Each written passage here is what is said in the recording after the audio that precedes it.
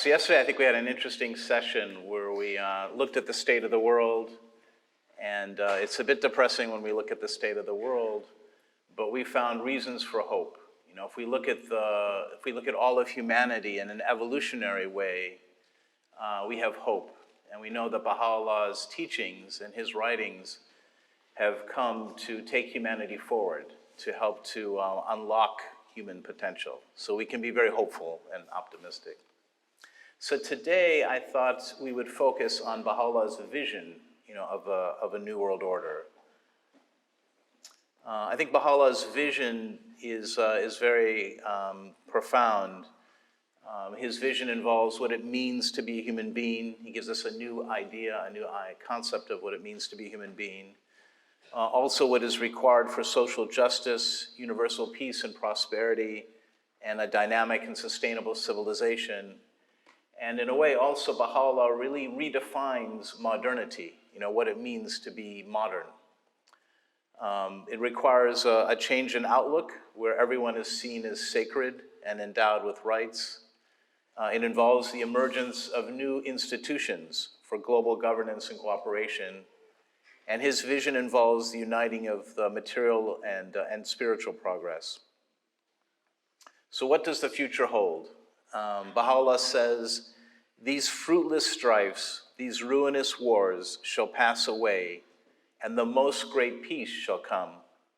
These strifes and this bloodshed and discord must cease, and all men be as one kindred and one family.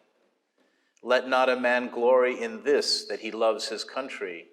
Let him rather glory in this, that he loves his kind." So Baha'u'llah's vision of the future is very, very hopeful. Baha'u'llah prophesizes the coming of the most great peace.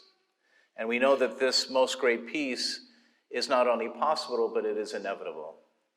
So what is the most great peace? When we think of peace, we think of the absence of war. But Baha'u'llah is giving us a much broader understanding of peace. Peace, the most great peace, is not just the absence of war, but it is something much more. It's a new and dynamic civilization that's founded on social justice, prosperity, sustainability, love, and fellowship. As The Guardian beautifully said, it ensures a present-day society, a change such as the world has not yet experienced. It calls for no less than the reconstruction and the demilitarization of the whole civilized world. And I think if you look at the Baha'i writings, you'll find that there are many related concepts that relate to the New World Order. I think one thing we need to clarify to start is that the New World Order, the Baha'i concept of the New World Order, is very different than the contemporary idea of the New World Order. We saw that after the collapse of the Soviet Union, there was this idea there would be a New World Order, but it would be based on the United States being the global superpower and the global policeman for the world, and that's the order for the future. And the Baha'i concept is entirely different. It's not based on the hegemony of one or more superpowers. It's not based on the hegemony of elites. It's really a universal order where everyone is invited to participate. We see other concepts as well. Obviously, the most great peace, divine civilization, the kingdom of the Heavenly Father. Baha'u'llah has come to fulfill the promise of Jesus Christ. Jesus promised in the future there'll be a time when it will be on earth as it is in heaven. And Baha'u'llah has come to fulfill that promise. And in fact, my wife and I, later this evening, at the end of the devotional tonight, are having a small discussion about the relationship between Christianity and Baha'u'llah, and the Baha'i faith, and between Baha'u'llah and Christ. So if anyone would like to join us, please do. Also, the concept of the Golden Age is a related concept, and the arc of human salvation. All of these really refer to this same thing, which is this new civilization which is going to emerge.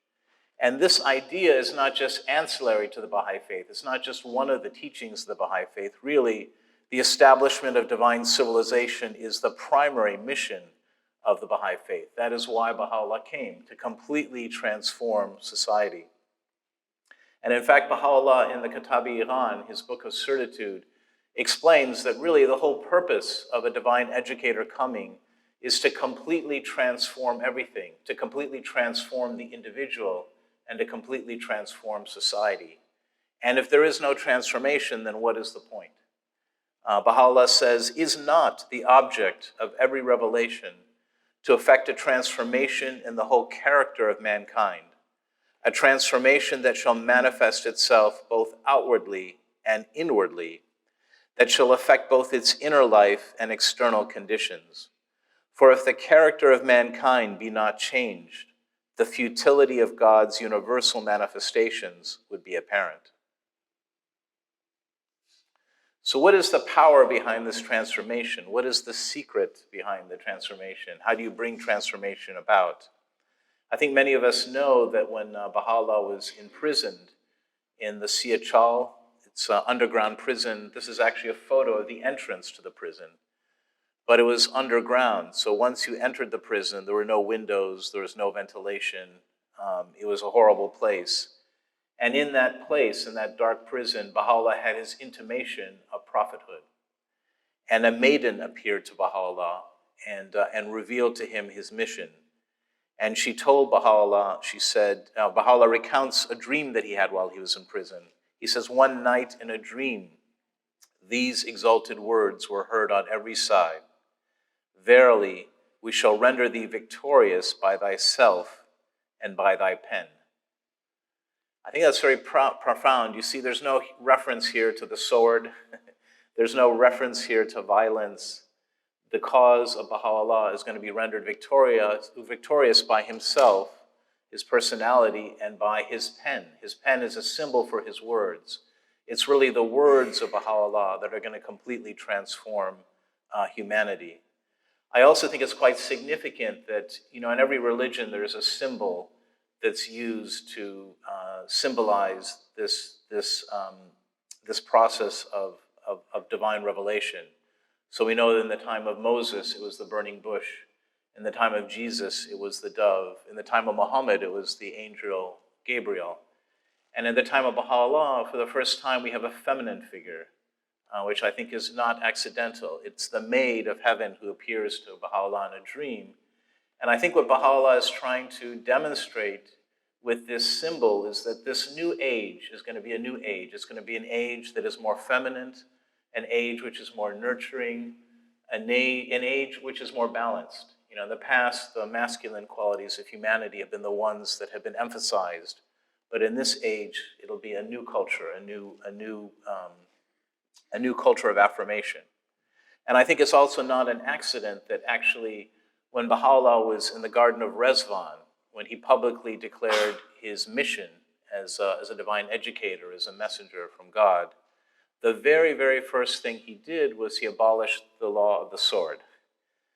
Again, symbolizing that this faith would spread peacefully. On the first day that the ancient beauty ascended his most great throne in the garden named Rezvan, the tongue of glory gave utterance to three blessed words.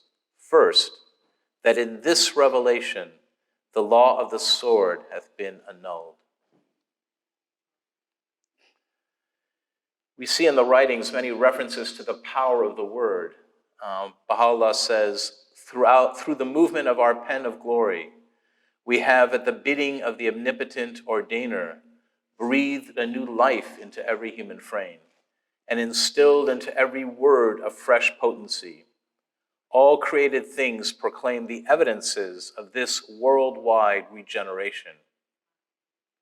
Every single letter proceeding from our mouth is endowed with such regenerative power as to enable it to bring into existence a new creation, a creation the magnitude of which is inscrutable to all save God. He verily hath knowledge of all things. And I think this theme we find beautifully expressed as well in the Bible. In one of the most beautiful passages, it says, in the beginning was the Word, and the Word was with God, and the Word was God. Throughout religious history, we see the power of the Word to transform human hearts. It's amazing how, Baha'u'lláh has revealed something, and that spirit gets, in a way, transferred into matter, some scratchings on a page, and then 150 years later, you pick up that text and you read it, and it moves your heart and inspires you to do great acts of service. And that spirit is transformed into action. In fact, so powerful is the Word of God that Baha'u'lláh uses the symbol of the divine elixir. The divine elixir is something that can transform. There is this idea in alchemy that copper can be transformed into gold. And kind of the spiritual counterpart of that concept is the Word of God. The most great elixir is the Word of God, and the hand of power hath bidden it issue forth from its concealed mind in this treasured and manifest name. Nourish it within the alembic of thy heart with the fire of love. The most exalted Word thou hast ordained as the divine elixir unto all who are in thy realm, the elixir through whom potency, the crude metal of human life, hath been transmuted into purest gold. Again, it's just a metaphor, but I think it's quite a powerful metaphor that, we can change dramatically. We all know, as I mentioned yesterday, that we are born noble, that we are born with the ability to manifest all of the attributes of God. But this is a latent capacity, without help, without assistance, without excavation, without cultivation, it's not possible for us to exhibit these qualities. And Baha'u'lláh is there to help us, cultivate. In a way, he's not only the divine educator, he's the divine gardener. And maybe you could even say he's the divine miner. He's going down there with us, helping us to excavate those gems and bring them to the surface and help us to polish them as well. And Baha'u'lláh again reminds us that we are spiritual beings. He affirms this. He says that we're all reflections of divine attributes. O Son of Spirit, noble I made thee. Wherewith dost thou abase thyself? Turn thy sight unto thyself, that thou mayest find me standing within thee, mighty, powerful, and self-subsisting. Verily hath God created within thyself all that he hath fashioned in creation in his likeness, that thou mayest not be veiled from any effulgence. Verily God hath generated within thy being the entirety of his manifestations. I love this passage from the Bab. It suggests that really there's a whole universe, outside of us, and it's infinite. But there's also a whole universe within us. They're counterparts of each other. As above, so below. And how many people go through life, without exploring this amazing universe within them. As I mentioned yesterday, Baha'u'lláh says that one of the greatest losses or true loss is when one goes through life and is ignorant of themselves, ignorant of this incredible spiritual capacity that every human being has. But as I mentioned before, this capacity is latent. It has to be excavated and cultivated. The purpose of the one true God, exalted be his glory, hath been to bring forth the mystic gems out of the mine of men. Regard man as a mine rich in gems of inestimable value. Education can alone cause it to reveal its treasures and enable mankind to benefit therefrom. In a way, Baha'u'lláh came really to raise a new race of humanity. He came to unlock this incredible potential that we all have. Baha'u'lláh says that a race of men incomparable in character shall be raised up. Great and blessed is this day, the day in which all that lay latent in man hath been and will be made manifest. The day is approaching when God will have, by an act of his will, raised up a race of men, and men in the anthropological sense, the nature of which is inscrutable to all save God, the all-powerful, the self-sustaining. He shall purify them from the defilement of idle fancies and corrupt desires, shall lift them up to the heights of holiness, and shall cause them to manifest the signs of his sovereignty and might upon earth. There is an interesting story when Baha'u'lláh was in Baghdad. he was visited by some Persian princes, and they came to visit Baha'u'lláh, and they complained a little bit. They said to Baha'u'lláh, every time we come to talk to you, you talk to us about the things, the news of the market and what's happening in the town.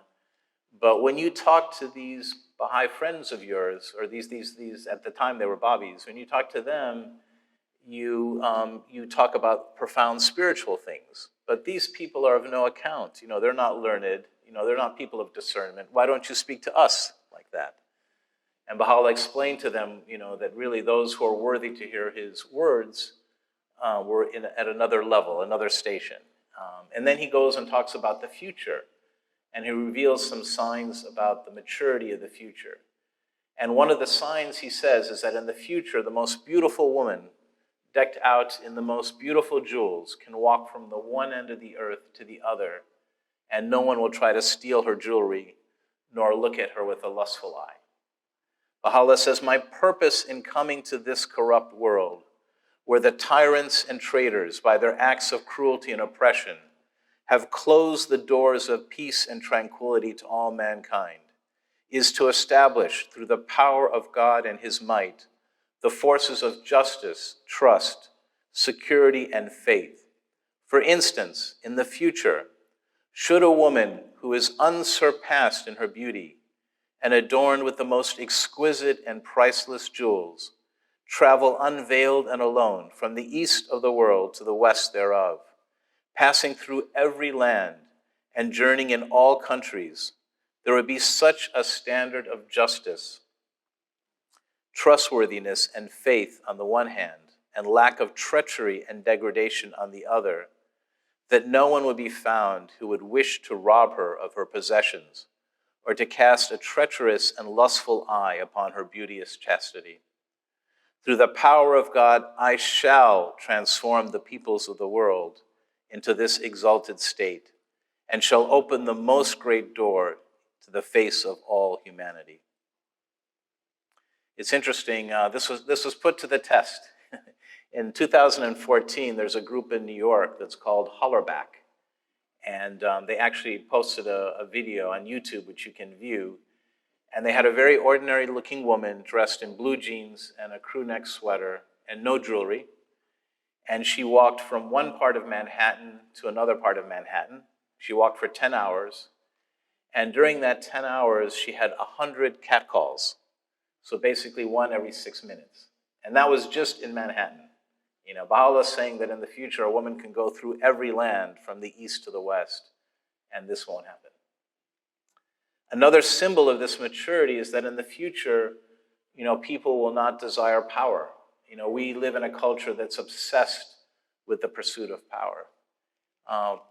Baha'u'lláh says that one of the signs of the maturity of the world is that no one will accept to bear the weight of kingship. Kingship will remain with none willing to bear alone its weight. That day will be the day whereon wisdom will be manifested among mankind. Only in order to proclaim the cause of God and spread abroad his faith will anyone be willing to bear this grievous weight. So in the future, we'll have a different understanding about the meaning of power than we do right now. As Shakespeare said, uneasy lies the head that wears a crown. But we have a long way to go, a very long way to go, but we're trying. I was reminded today by my wife and brother. They shared a story that actually, when Abdu'l-Baha was asked in the United States on his travels if he could summarize the Baha'i faith in one word, he said the word is encouragement. Very interesting. I think we need to encourage each other. All of us have a long way to go down this path, and we all need encouragement. The primary person for anyone becoming a Baha'i must, of course, be because he has come to believe the doctrines, the teachings, and the order of Baha'u'lláh are the correct thing for this stage in the world's evolution. The Baha'is themselves as a body have one great advantage. They are sincerely convinced Baha'u'lláh is right, they have a plan, and they are trying to follow it. But to pretend they are perfect, that the Baha'is of the future will not be 100 times more mature, better balanced, more exemplary in their conduct, would be foolish. So I think really we have no idea what the human race will be like in the future. Sometimes we look at ourselves and we get a little bit disappointed, and sometimes we look at each other, maybe we get disappointed as well. But this is an evolutionary process. Something amazing is being built, through the power of Baha'u'llah's teachings, to the transformative power of his words. Something new is being born. Again, as I mentioned earlier, we are the generation of the half-light. I think the implications of our spiritual nature, of our spiritual birthright, are very profound. Baha'u'llah reminds us that we are spiritual beings. And if we are spiritual beings, then every single human being has the divine spark. Every single human being is sacred. I'm reminded of the story of Corinne True. She came to visit Abdu'l-Baha, and she was a little bit nervous about foreigners. And she had to travel back from Akka to the United States.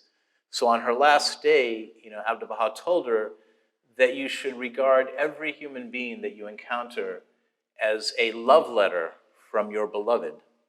The letter may be torn, it may be, parts of it may be faded, but it's a love letter from your beloved. Every single human being represents an aspect of God. Every human being, originates with the divine creator. So every human being is sacred. Sometimes it's hard when we look at ourselves to see that, but that capacity is in every human being. So it really means if we're all sacred, then we all are entitled to equal rights. It means that we're all connected because we came from the same source. And if that's the case, then slavery, racism, sexism, patriarchy, nationalism, class prejudice, all of these are unsupportable. They just collapse. There's no foundation for any of these beliefs. Humanity is one. And that's why the oneness of humanity is the cornerstone of the Baha'i teachings. And we find in the Baha'i writings a number of very powerful metaphors to convey this spiritual truth. Baha'u'llah says, "The tabernacle of unity hath been raised. Regard ye not one another as strangers. Ye are the fruits of one tree and the leaves of one branch." Again, this shows us how connected we are. And if the branch is cut from the tree, then it loses its sustenance. So we are all supporting each other. We're all connected to one another. Abdu'l-Baha, when he was in London, said, "Regard each one either as a father or as a brother or as a sister or as a mother or as a child." In other words, everyone in the world is part of one human family. And this is not only metaphysically true or spiritually true, but it's actually practically true as well, because we're all at least 50th cousins. At least 50th cousin. So you certainly wouldn't allow a cousin of yours to starve. You wouldn't allow a cousin of yours to be homeless. So we have this profound unity. Another very powerful metaphor that the Baha'u'llah offers us, and he expressed this in a letter to Queen Victoria. He said, "Take ye counsel together, and let your concern be only for that which profiteth mankind, and bettereth the condition thereof. Regard the world as a human body, which though created whole and perfect has been afflicted through diverse causes with grave ills and maladies." So in other words, Baha'u'llah is saying the whole world is like a human body. The whole world is connected. The whole world gets its sustenance from every single part. If any part of if your finger were to be, lost in an industrial accident, then it would lose its life because it would no longer be connected to the body, which sustains that. And really, all of humanity is like that as well. We are all connected one to the other.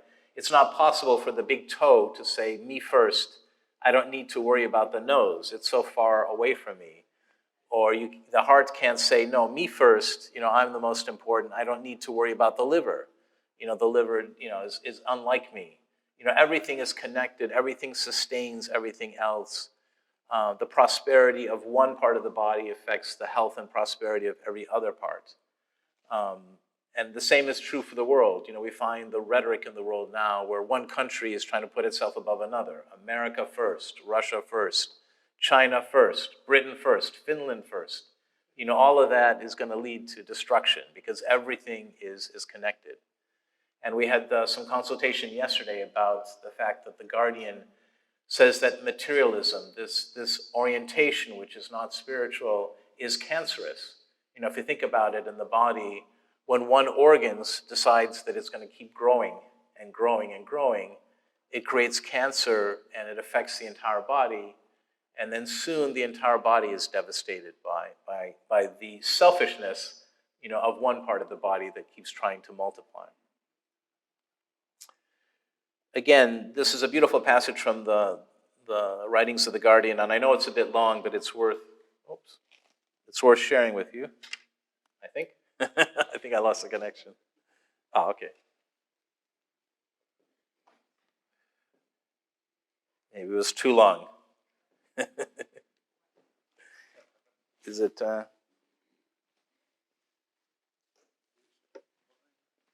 think it's all connected.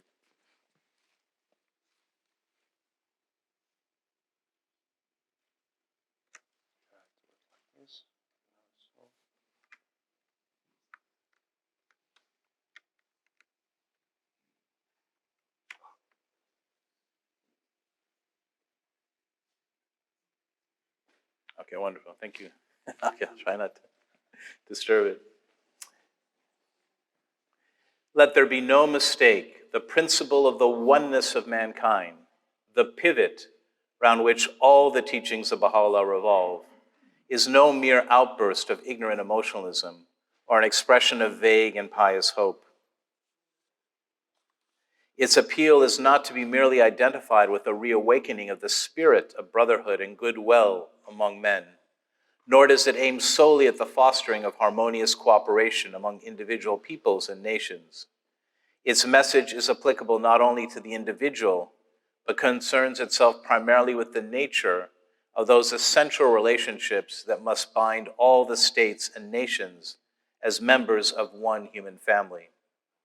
It does not constitute merely the enunciation of an ideal, but stands inseparably associated with an institution adequate to embody its truth, demonstrate its validity, and perpetuate its influence.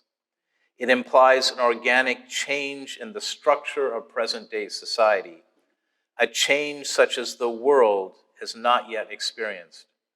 It calls for no less than the reconstruction and demilitarization of the whole civilized world, a world organically unified in all the essential aspects of its life, its political machinery, its spiritual aspiration, its trade and finance, its script and language, and yet infinite in the diversity of the national characteristics of its federated units.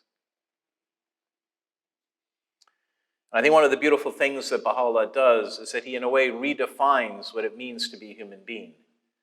Baha'u'lláh says that indeed is a man who today dedicateth himself to the service of the entire human race. Blessed and happy is he that ariseth to promote the best interest of the peoples of the world, the peoples and kindreds of the earth. It is not for him to pride himself who loveth his own country, but rather for him who loveth the whole world. The earth is but one country, and mankind its citizens. I think Baha'u'lláh is telling us in a way that we don't have the right to call us a human being unless we serve humanity. That service must be an essential part of who we are. And I think this also resonates with the twofold moral purpose we find behind the Institute process and the Ruhi books, that basically we need to transform ourselves, but we also need to transform society. And they're linked. It's hard to be a better person if you're isolated and you have no one to serve. It's basically through service that we transform society, but that we also transform ourselves. And Baha'u'lláh expands this concept of oneness. In the past, there was, over time, people went from loving their families to feeling a connection and unity with a tribe, and then with a city-state, and then finally a nation. And actually that was an important development in the evolution of humanity, to actually be able to feel united and a connection with people who live far away from you, but were in the same country, the same nation. But Baha'u'lláh has now taken that to the next level. For the entire earth, we should have, love for all of humanity. Of old it hath been revealed, love of one's country is an element of the faith of God. The tongue of grandeur hath, however, in the day of his manifestation proclaimed, it is not his to boast who loveth his country, but it is his who loveth the world. Through the power released by these exalted words, he hath lent a fresh impulse and set a new direction to the birds of men's hearts, and hath obliterated every trace of restriction and limitation from God's holy book. I think you find in Baha'u'llah's vision, no one is excluded. There is no other. It's no us versus them. Everyone is allowed to participate. Everyone is encouraged to participate. Baha'u'lláh in one of his tablets says, the world is but one country, and all are created by the same word. Wherefore ye wage wars, and whom you consider as an enemy.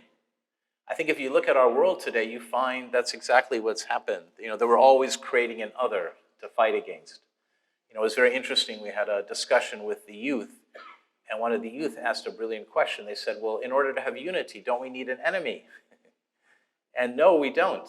There's no person we have to demonize. There's no group we have to attack. There's no political party that we have to put ourselves in opposition to. Everyone is invited to participate in the process of building a new world order. Everyone is sacred. Everyone has is entitled to equal rights. Baha'u'lláh says, blessed is he who mingleth with all men in a spirit of utmost kindness and love. Unity and fellowship are the greatest means for the advancement of mankind and the development of nations. And I think Baha'u'lláh is giving us a new vision that it's really not enough to just tolerate each other, that actually to have a healthy and sustainable civilization, we need to have, constant interaction and fellowship with each other. This must be intense interaction. There must be communication with each other, contact with one another. That's why Baha'u'lláh keeps emphasizing the need to consort with one another. And actually, I mentioned to you that Baha'u'lláh, when he was in the Garden of Rezwan and he proclaimed his mission, he made 3 statements. The first statement was to abolish the law of the sword. The third statement is actually also quite powerful. Baha'u'lláh, when he was in Rezwan, the third statement he made was, the one true God, exalted be his glory, at that very moment shed the splendors of all his names upon the whole creation. And Baha'u'lláh later explains that what he meant is that he completely abolished this idea that any group of people was impure. When Baha'u'lláh was in the Middle East, there was this concept that if you associated with people who had different religious beliefs, then you are somehow contaminating yourself. You're becoming spiritually impure, that you may become diseased by associating with other people. And Baha'u'lláh completely rejected this idea. He did this also through his conduct. When he was in Baghdad, Baha'u'lláh would visit different coffee shops and he would mingle with people of both Sunni and Shia background. He would mingle with the Christians. He would mingle and consort with the Jews. He demonstrated the importance of this idea. And I think it's quite significant that one of the first statements that Baha'u'lláh made when he was in Rezwan was that we should be consorting with one another. Baha'u'lláh says, consorting with people hath promoted and will continue to promote unity and concord, which in turn are conducive to the maintenance of order in the world and to the regeneration of nations. And I think Payam's presentations were quite interesting because Payam mentioned that actually the Holocaust did not begin in the gas chambers. The Holocaust began with words. Through words, the Jews are being demonized. And then after that, they were isolated from the rest of German society, and then they were put into ghettos. And so this was a process that took place. There are sociologists who refer to this as social murder. Before you can commit genocide, you have to commit social murder. You have to attack, you have to dehumanize the person that you want to do harm to. And Baha'u'lláh is calling for exactly the opposite, that we should be mixing with people, consorting with people, loving people, who are of different backgrounds, different races. We shouldn't see any barriers. And I think it's quite sad that in our society today, we become so polarized. We see that in our politics. Either you're for us or against our party. Or we see that, also culturally. We've created these tribes. So if you're part of our tribe or you're not part of my tribe. And if you're not part of my tribe, then I don't have to listen to you. I just cancel you. You have nothing useful to say. This sort of attitude is kind of going back to the 19th century. It's isolating us from one another. And I think it's really destabilizing the foundations of our society. And really, justice, requires us as seeing humanity as one. If we all come from the same source, then it's unjust, not to do so. An attribute of perfection is justice and impartiality. It means to consider the welfare of the community as one's own. It means, in brief, to regard humanity as a single individual and one's own self as a member of that corporal form, and to know of a certainty that if a pain or injury afflicts any member of that body, it must inevitably result in the suffering for all the rest. And this is not just a moral imperative, it's also a structural imperative. It's, as Baha'u'lláh says, the well-being of mankind, its peace and security are unattainable unless and until its unity is firmly established. I think this idea was also very beautifully expressed by Martin Luther King Jr. when he was in prison in Birmingham. He says that injustice anywhere is a threat to justice everywhere. We are caught in an inescapable network of mutuality, tied in a single garment of destiny. Whatever affects one directly affects all indirectly. It's like we have this beautiful tapestry of humanity, and if you start pulling on a thread, the whole thing can come undone. So what are the implications of this new vision that we are born as noble spiritual beings and that humanity is one? I think one implication is that we need to abandon the fetish of absolute state sovereignty. We live in a world which really the nation state and the sovereignty of the nation state is put above everything else. And I think you also saw from Payam's presentations on both days, how much power the nation state is accorded at the expense of the international community. Shoghi Effendi says, the anarchy inherent in state sovereignty is moving towards a climax. A world growing to maturity must abandon this fetish, quite a strong word, recognize the oneness and wholeness of human relationships, and establish once and for all the machinery that can best incarnate this fundamental principle of life. I looked up the word fetish in the dictionary, and the Oxford Dictionary says that fetish is an excessive and irrational devotion or commitment to a particular thing. And I think that perfectly describes absolute sovereignty.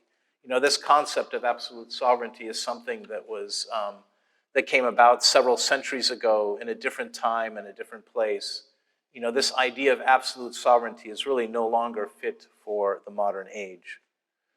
I think it's quite interesting that, if you look at the world, you'll see that really the biggest indicator of what kind of life expectancy you will have, what kind of educational opportunities you have, how much income you'll make, what kind of wealth you'll be able to accumulate, is basically based on nationality. It's based on really the accident of birth. And certainly this can't be fair. And in a way, it's actually quite hypocritical, In many nations of the world, we understand the importance of human rights, but then we draw boundaries. We say, okay, yes, human rights are important. In our country, we protect human rights, but only within our country, only at our borders. But actually, in a way, that's hypocritical. If we're all one, if we're all part of the same family, then human rights should be universal. And the accident of birth should not deprive an individual of human rights. And I mentioned before that really in the future, the affairs of the world will be governed through global structures. Nader Saidi, who's a sociologist, made this interesting remark. He said, "It is the biggest hypocrisy of modern humanity that it talks of inalienable human rights and yet simultaneously considers the nationalistic exclusion of rights and opportunities on the basis of citizenship as normal, natural, and just." You could say in many ways that we've made progress on other issues. We've made progress on the issue of the equality of women and men. We've made progress on trying to counter racial prejudice. We've made progress on class prejudice. We still have a long way to go. But I think this issue of nationalism is one where we haven't made very much progress. It's something that is still very persistent. And this is an issue that Baha'u'lláh identified 2 centuries ago, and yet we still seem to be plagued with this antiquated fetish of absolute sovereignty. I think a second idea behind this oneness of humanity is that any member of a representative government, when he or she is in parliament or whatever deliberative body, should be thinking about the interest of the entire human race. I think we mentioned earlier in the summer school that we think of a politician as being very liberal and very progressive and very praiseworthy if they put the interest of their constituents first. And we think that they're super enlightened if they put the interest of the nation first. But Baha'u'lláh, in his tablet to Queen Victoria, he said that's not enough. They need to put the interest of all of humanity first. So when a member of parliament is sitting in the House of Commons in London, that member of parliament should be thinking about whether this legislation is good for the entire world, not whether it's just good for Britain. It behooveth them, the representatives of the people, to be trustworthy and to regard themselves as the representatives of all that dwell on earth. Blessed is he that entereth the assembly for the sake of God, and judgeth between men with pure justice. He indeed is of the blissful. I think another implication is that we need a world federal system. If we are one humanity, then we need to have a structure of global governance which represents the fact that we are one. Shoghi Effendi says that the unity of the human race, as envisioned by Baha'u'lláh, implies the establishment of a world commonwealth in which all nations, races, creeds, and classes are closely and permanently united, and in which the autonomy of its state members and the personal freedom and initiative of the individuals that comprise them are definitely and completely safeguarded. It's interesting, when Abdu'l-Baha was traveling in America, he was asked by an official of the government, what should that person do to promote the interest of the United States? And he said, actually, the way to make the world healthier, including every country, is to apply the principle of federalism.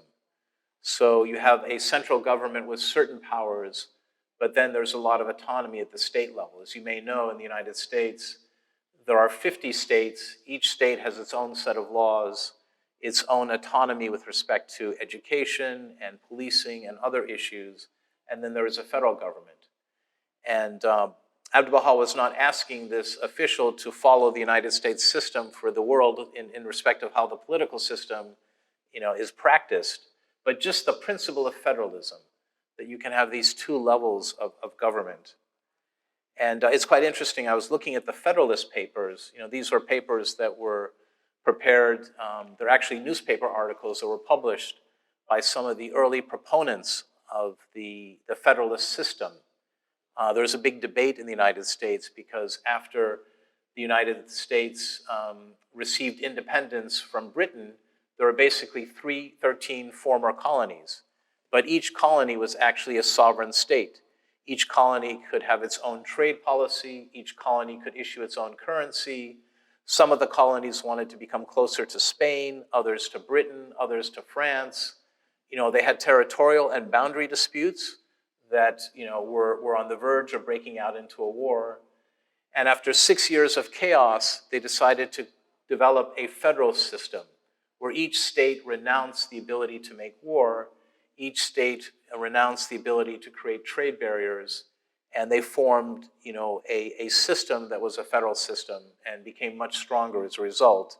And James Madison, who was one of the proponents of this system, said, you know what? This idea of a federation, maybe it should really apply to the world. He says, happy would it be if such a remedy for its infirmities could be enjoyed by all free governments, if a project equally effectual could be established for the universal peace of mankind. How interesting. He introduced this idea, but then he didn't write much about it anymore. But it's quite interesting. And actually, Shoghi Effendi as well said that it was infinitely more difficult to unite the 13 colonies than it is now to unite the world. We have all of the machinery in place, all of the technology in place for transportation, communication, to make it possible to unite the world.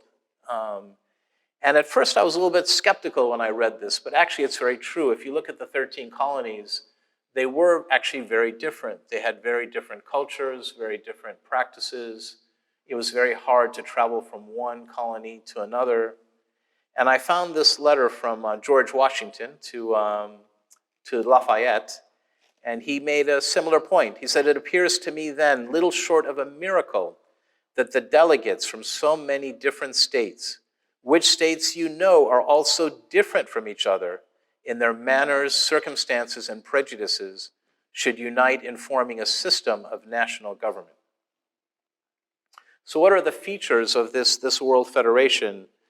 Shoghi Effendi in The Unfoldment of a World Civilization outlines some of the features.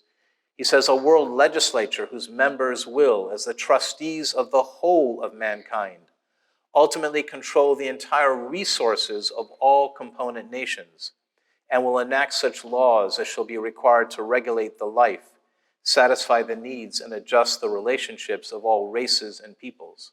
In the future, the resources of the world, the oil and gas in the ground, the minerals, the air, the climate, these will be under the trusteeship of a world parliament. And this world parliament, in making decisions, will not be looking out for the interests of one particular faction or one particular country. They'll be looking out for the interests of the entire world. We'll also have a world executive backed by an international force, and they will carry out the decisions arrived at and apply the laws enacted by this world legislature, and will safeguard the organic unity of the whole Commonwealth. We saw from Payam's presentation that really one of the problems we have in the world right now is that we have decisions that come from different tribunals, but there's not a very effective mechanism to enforce them. A world tribunal will adjudicate and deliver its compulsory and final verdict in all and any disputes that may arise between the various elements constituting this universal system. Again, we heard from Payam that one of the problems we have now is that many nations have not submitted themselves to the binding jurisdiction of the International Court of Justice, to the International Criminal Court, and that's why Payam has had to use very creative means to try to find ways to try to justify bringing them to these tribunals. A mechanism of world intercommunication will be devised, embracing the whole planet, freed from national hindrances and restrictions, and functioning with marvelous swiftness and perfect regularity. It's amazing. The Guardian wrote this in 1936. He seems to be prophesizing or foretelling the coming of the internet. A world metropolis will act as the nerve center of a world civilization, the focus towards which the unifying forces of life will converge, and from which its energizing influences will radiate. A world language will either be invented or chosen from among the existing languages, and will be taught in the schools of all federated nations, as an auxiliary to their mother tongue. Baha'u'lláh has enjoined us to consort with one another, to mingle with each other. But how can we do that if we don't speak the same language? So this idea of an international auxiliary language is key to Baha'u'llah's vision. Well, how will this function? We'll have a world script, a world literature, a uniform and universal system of currency, weights, and measurements. In such a world society, science and religion, the two most potent forces in human life, will be reconciled, will cooperate, and will be harmoniously developed. The press will, under such a system, while giving full scope to the expression of the diversified views and convictions of mankind, cease to be mischievously manipulated by vested interest, whether private or public, and will be liberated from the influence of contending governments and peoples. Wow, that would change the world. What will eventually emerge? The Guardian says national rivalries, hatreds, and intrigues will cease. Racial animosity and prejudice will be replaced by racial amity, understanding, and cooperation. The causes of religious strife will be permanently removed. Economic barriers and restrictions will be completely abolished. And the inordinate distinction between classes will be obliterated. Destitution on the one hand and gross accumulation of ownership on the other will disappear. So what's left of the nation state? Is there any role for the nation state? Well, actually, the nation state in the future will actually play quite an important role. It just won't have absolute sovereignty. In a federal system, you require each state to give up absolute sovereignty, but including the right to make war. But each state will still maintain sovereignty with respect to certain matters. And actually, having the nation state is important. The Guardian explains that the nation state is important to guard against the excesses of centralization. Often when we think of a world government, we think of a very centralized, uniform system. But actually, Baha'u'llah's vision is quite different. That really we can have unity and decentralization, at the same time. We can have unity and diversity. The injunction to love the world calls for a wider loyalty, which should not, and indeed does not, conflict with lesser loyalty. It instills a love which, in view of its scope, must include and not exclude the love of one's own country. So to love humanity doesn't mean not loving your own country. And again, the Guardian repeatedly emphasized the importance of unity in diversity, not unity in uniformity. The purpose of the law of Baha'u'lláh is neither to stifle the flame of a sane and intelligent patriotism in men's hearts, nor to abolish the system of national autonomy, so essential if the evils of excessive centralization are to be avoided. It does not ignore, nor does it attempt to suppress, the diversity of ethnical origins, of climate, of history, of language and tradition, of thought and habit, that differentiate the peoples and nations of the world. It calls for a wider loyalty, for a larger aspiration than any that has animated the human race. It repudiates excessive centralization on the one hand and disclaims all attempts at uniformity on the other. Its watchword is unity in diversity. I think another implication of Baha'u'llah's teachings is that a healthy civilization requires both material and spiritual progress. And Abdu'l-Baha introduces this beautiful metaphor. Material civilization is like the lamp. The lamp is necessary, but spiritual civilization is like the light. And really, there's no purpose to the lamp unless it can manifest and radiate light. So really, both are essential. Material civilization is like unto the lamp, while spiritual civilization is the light in that lamp. If the material and spiritual civilization become united, then we will have the light and the lamp together, and the outcome will be perfect. For material civilization is like unto a beautiful body, and spiritual civilization is like unto the spirit of life. if that wondrous spirit of life enters this beautiful body, the body will become a channel for the distribution and development of the perfections of humanity. One of the problems of our society right now is that there's this imbalance. We've made a lot of progress materially, but not spiritually. And in such a system, we find that actually good and evil advance at the same pace. And I think that describes our world. We see in our society today, we see a lot of very positive developments and a lot of very negative developments, because these two things are happening in parallel. But in a purely divine civilization, that will no longer be the case. If we think about it, science has given us technical freedom. With science, we've been able to prolong, our lifespan. Almost in 1 century, the lifespan has almost doubled in many parts of the world. We've been able to conquer many diseases. Technology and science has allowed us to travel vast distances in short periods of time. So in a way, and also technology has allowed us to deal with issues like starvation and famine in many parts of the world. It's been quite helpful. And in a way, that's given us technical freedom. But technical freedom is not enough. We also need spiritual progress and spiritual freedom. The spiritual civilization gives us greater consciousness. And if we don't have spirituality in our lives, in a way, we are not free.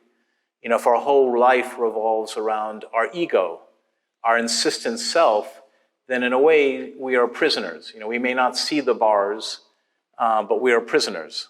And Abdu'l-Baha has remarked several times that actually prison is the self is the greatest prison. And that only when one is released from the prison of self does one have true freedom. I recounted to the youth that Nelson Mandela, when he was released from prison, was asked by a journalist, do you hate your prison guards? And he says, no, I have forgiven them. And he says, why? He said, well, if I still hated my prison guards, I would still be in prison. So I think it's really quite a lesson for all of us. A healthy civilization, too, has to be dynamic and progressive. It's not something which is static. A healthy civilization must be kind of ever advancing like a river.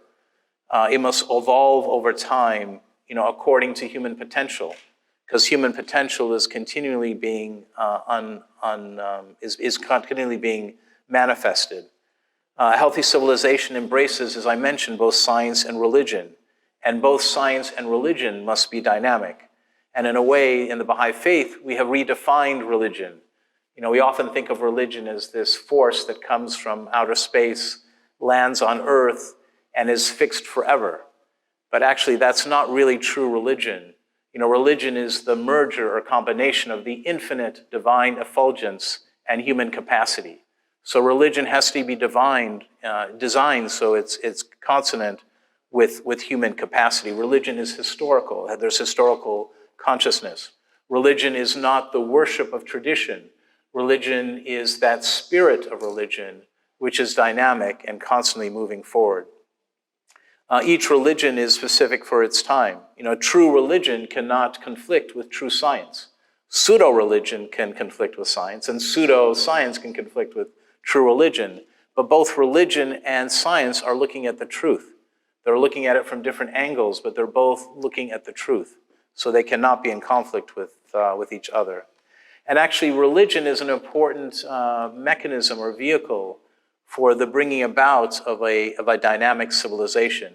When we think of religion today and when we talk about reform, we often don't think that religion has any role to play in society. But that's because we think that religion is tradition, which it's not. In fact, religion is very important. In order to have a commitment to justice and fairness and fellowship and unity, you need a mechanism to facilitate that. And religion is the best way to achieve that, by producing human virtues, by engendering empathy, self-sacrifice, the willing to serve others.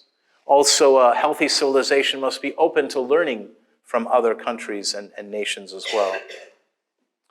We see as well the dangers of corruption in the world. When Bahá'u'lláh was addressing Queen Victoria, he praised her for establishing a system where the power was in the hands of the parliament.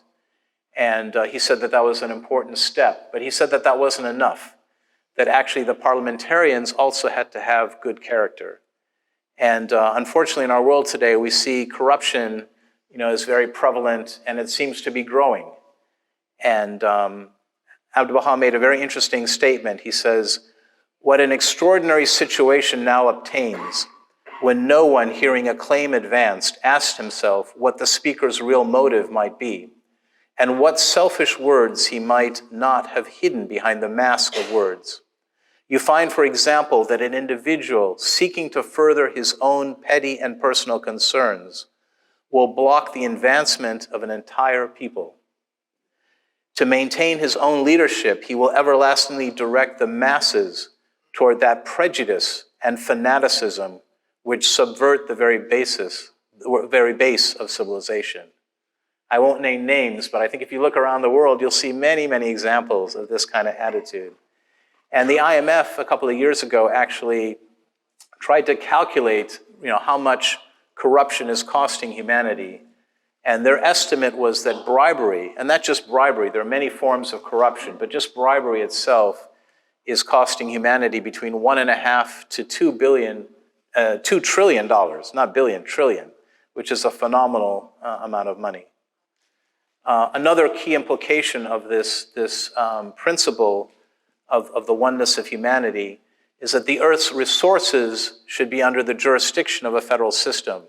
As I mentioned before, Baha'u'llah's system envisions a world parliament, and this world parliament will have authority over the resources of the world so that the resources can be used for the benefit of humanity.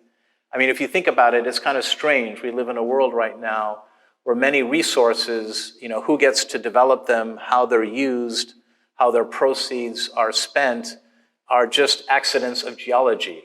A certain country may have a lot of a particular natural resource, and it can use that resource exclusively for its benefit simply because geology has dictated that, that resource is in that country. There are other resources like the air, which are common to all of humanity. And those also need to be under the jurisdiction of a world federal system. And we've seen the importance of that, through Payam's presentation, where he talked about climate change. There needs to be a common approach to climate change that is backed up with enforceable laws. And that is what a world parliament and a world executive is able to do. And I think it's very beautiful in the Baha'i faith that there's a very strong metaphysical or spiritual foundation for the environmental movement. And it really started with the Bab. The Bab explained in his writings that everything in creation reflects God. Everything in creation reflects some attribute of God. In fact, the truth of every single thing in creation, including ourselves, is God. That's the truth of it. Because the truth is what it reveals. And everything achieves its paradise when it's able to properly reflect its truth. Baha'u'llah says that every created thing in the whole universe is but a door leading unto his knowledge, a sign of his sovereignty, a revelation of his names, a symbol of his majesty, a token of his power, a means of admittance into his straight path. Whatever is in the heavens and whatever is on the earth is a direct evidence of the revelation within it of the attributes and names of God, inasmuch as within every atom are enshrined the signs that bear eloquent testimony to the revelation of that most great light. In a way, everything is sacred. And I think we can see that here at the summer school, where in nature, it's so beautiful. All of nature, reflects the divine beauty. And this really extends to animals as well. And there's really some very beautiful passages in the Baha'i writings about how we should treat animals. We come from England, and in England, I'm happy to say there's a profound respect for animals. I think it may be even one of the few countries where there's actually a statue to animals. There's a statue to all those animals that gave up their lives during World War I and other wars. And there's this beautiful passage from Abdu'l-Baha where he says that animals, have the self-same feelings that are shared by animals and men. He said it is not only their fellow human beings that the beloved of God must treat with mercy and compassion, rather must they show forth the utmost kindness to every living creature. For in all physical respects, the self-same feelings are shared by animal and man. The feelings are one and the same, whether ye inflict pain on man or on beast. There is no difference here whatsoever. And indeed, ye do worse to harm an animal. For man hath a language, he can lodge a complaint. He can cry out and moan. If injured, he can have recourse to the authorities, and these will protect him from his aggressor.